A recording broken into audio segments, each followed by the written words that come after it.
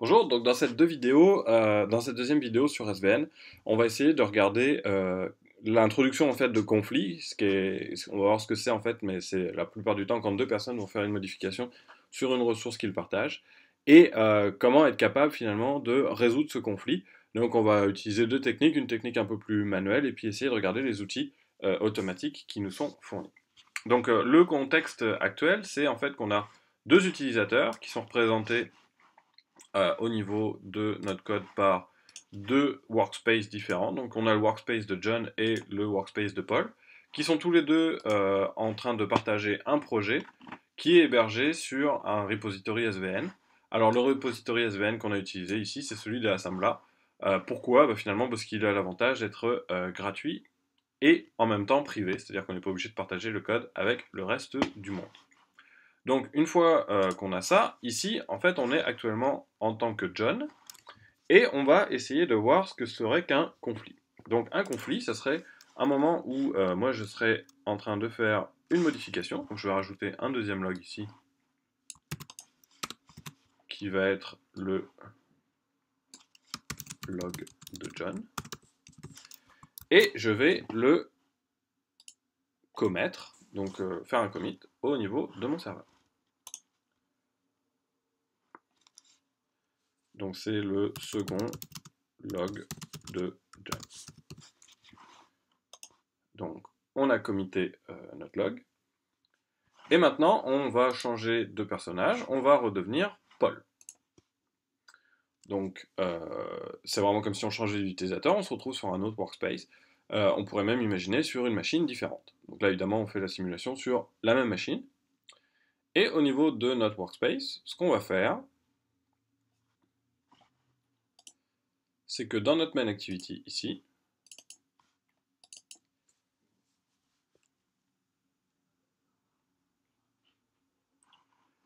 on va dire tout simplement qu'on va rajouter un deuxième log de Paul.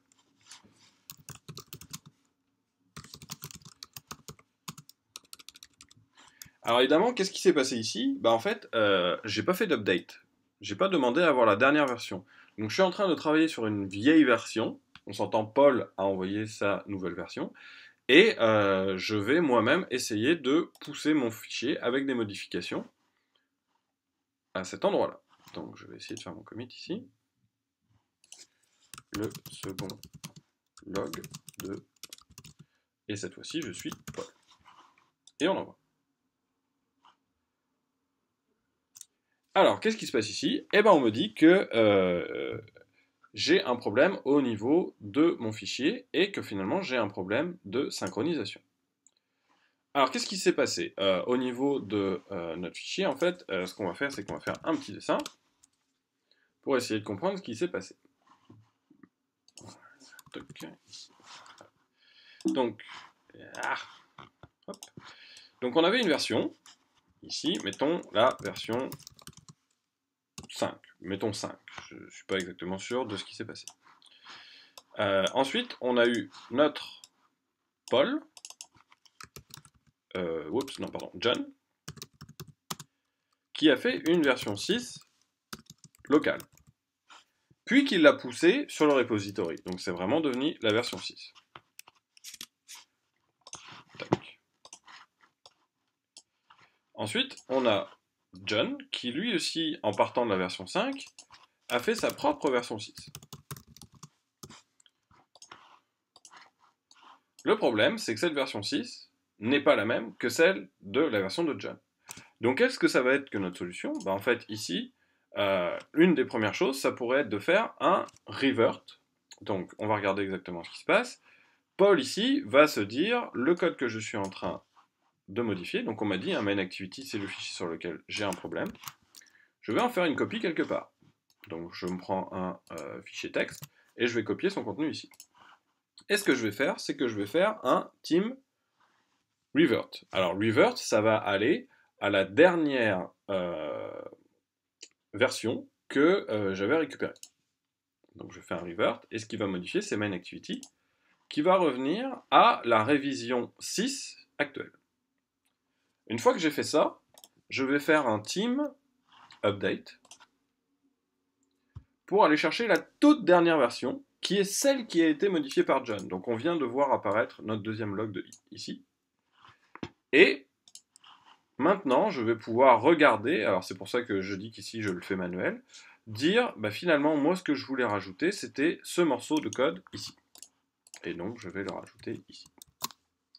Donc voilà, ici ce qu'on a fait, c'est qu'on a fait un enchaînement, où en fait on a fait tout d'abord un revert, ensuite un update. Donc le revert nous a permis de revenir à une version sans conflit. Le update nous permet d'obtenir la dernière version. Et finalement, on a fait notre commit pour ajouter nos modifications à nous. Donc ça, c'est une technique qui est fonctionnelle, mais qui est relativement manuelle. Et maintenant, tout ce que je vais faire, c'est simplement, au niveau de mon team, faire un commit, ce qui va me permettre de pousser mes dernières modifications. Et donc là, je vais pouvoir mettre le second log de je suis maintenant Paul.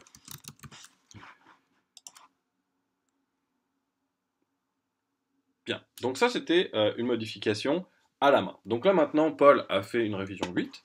On va redevenir John pour voir comment utiliser les outils automatiques pour faire cette modification-là. Donc finalement ici, si on regarde notre schéma, ce que j'ai fait, c'est qu'au lieu d'avoir ceci, je suis revenu à ceci, en faisant tout d'abord un revert pour revenir à la version 5, un update pour arriver à la version 6 de John, et finalement un commit pour finalement produire une version 7. Voilà, donc c'est un peu le principe de la résolution d'un conflit, c'est d'éviter d'avoir des versions parallèles et de se remettre dans une lignée de versions, de révision. Donc ici, on va aller regarder ce que fait Paul. Alors John a une version où j'ai pas mon deuxième élément de Paul ici. Alors évidemment, si j'étais un développeur raisonnable, ce que je commencerais par faire avant de commencer à faire du développement, ce serait de faire un update de mon projet. Ici, si je fais un update, qu'est-ce qui va se passer? Il va aller récupérer l'intégralité des dernières versions. Mais des fois, ça arrive que la modification a été faite pendant que je travaille. Donc j'ai fait un update, quelqu'un a remodifié, et maintenant je vais essayer de remodifier. Donc j'aurai quand même un conflit. Donc ce que je vais essayer de faire ici, c'est maintenant mettre le troisième log de John. Et je vais essayer de committer. Au moment où je vais essayer de committer, on va se rendre compte qu'on est encore une fois en conflit avec le deuxième commit. Je suis John là, en ce moment, oui, c'est ça. Qu'il va y avoir encore une fois un conflit avec le fichier.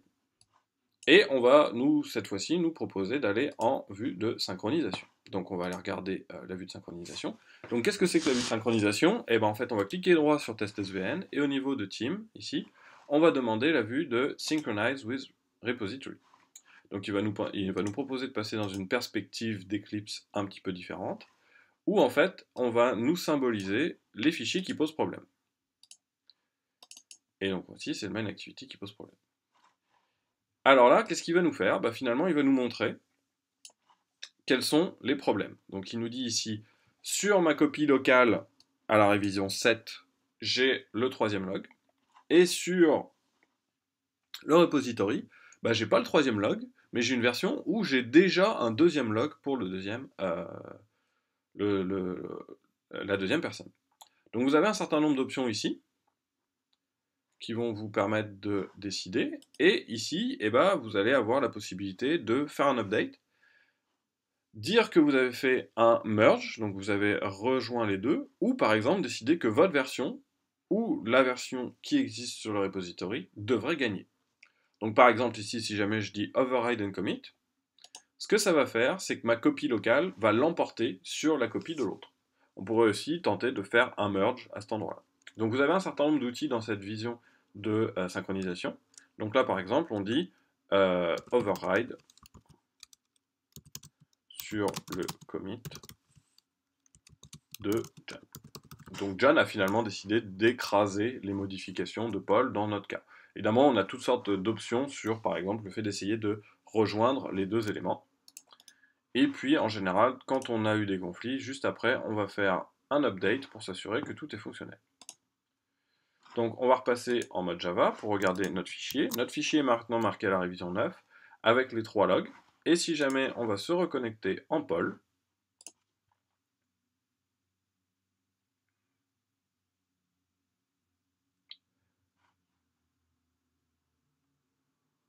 on va voir que le deuxième log de Pol a été effacé pour résoudre le conflit. Alors évidemment c'est un peu définitif peut-être, donc là vous voyez l'ensemble des commits qui ont été faits, avec l'augmentation des révisions, donc 1, 2, 3, 4, 5, 6, 7, 8, 9, avec le override sur le commit qui vient juste d'apparaître. Donc ici, au niveau de notre code, actuellement j'ai mes 2 logs, et si jamais je vais faire un update au niveau de mon serveur central, je vais voir disparaître mon deuxième log et apparaître le troisième log de John. Voilà, donc finalement ce qu'on a vu c'est dans quel cas se crée un conflit dans SVN. Bah, c'est finalement quand on a des modifications simultanées ou à peu près simultanées de la même ressource, donc le même fichier, à partir d'une même révision, mais qui aboutit à 2 fichiers différents. Donc finalement c'est ça le conflit. Comment on peut le résoudre? Deux techniques, soit la possibilité de faire un revert update et finalement d'aller faire un commit en rajoutant les modifications à la main, ce qui permet de regarder en détail ce qui s'est passé, ou la deuxième possibilité, passer en mode synchronisation de SVN. Donc la perspective, on la trouve ici au niveau de SVN Team Synchronizing. Donc utiliser finalement cette vue pour tout d'abord ici voir les conflits et finalement utiliser les différentes options pour les résoudre.